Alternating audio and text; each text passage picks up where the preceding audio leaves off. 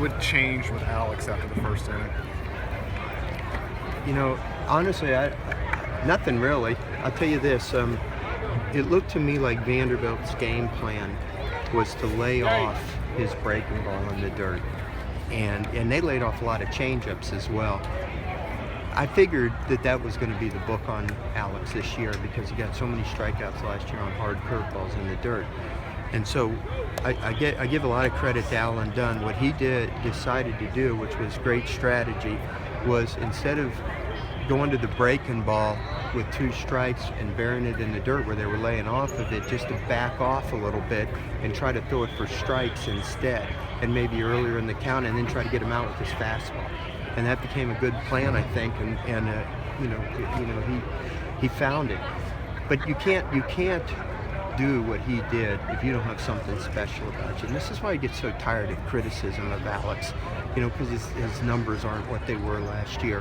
What he did last week, what he did the week before against Texas A&M, what he did tonight was the best compliment I can give him, Aaron Nola-ish.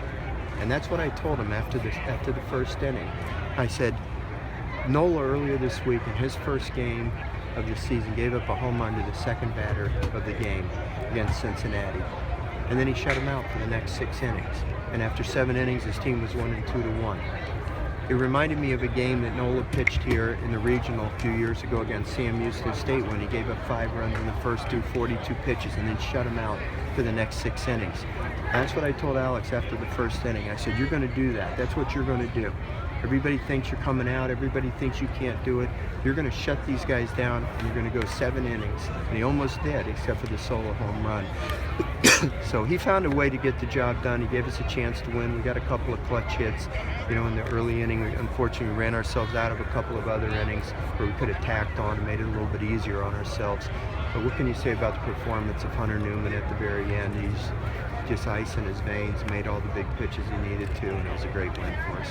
What did he tell you on the mound that made you decide to stick with him? I wasn't going to take him out. I was just going out there to pump him up and tell him we all believed in him, and I knew he could make these pitches. I told him a little bit about the new hitter that was coming in and what we were going to do strategically, and he executed the pitches to perfection. Kramer called last night a statement, and you guys talked about this week being a big opportunity. Y'all win the first 2 games against a team that caliber. What does that mean this time? I mean, obviously 1 more left, but what's it mean? Well, I didn't say it was a statement. That was a young kid's comment. What I think it was is it showed that we're capable of beating good teams. Vanderbilt's a good team, but we think we're a good team.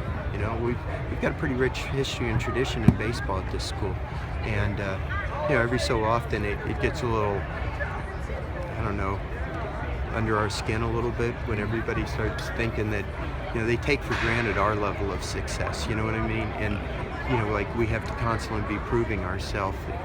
We've got a good program here, and Vanderbilt does too. I have all the respect in the world for them, but we're not afraid of them. We're not afraid of any team. We're LSU. We're going to go out there and we're going to play hard and believe in ourselves and hopefully win more games than we lose. And these 2 games were, what they mean is we've won a big series at home, and now tomorrow, if we can finish the job, we can end up, with a weekend to remember.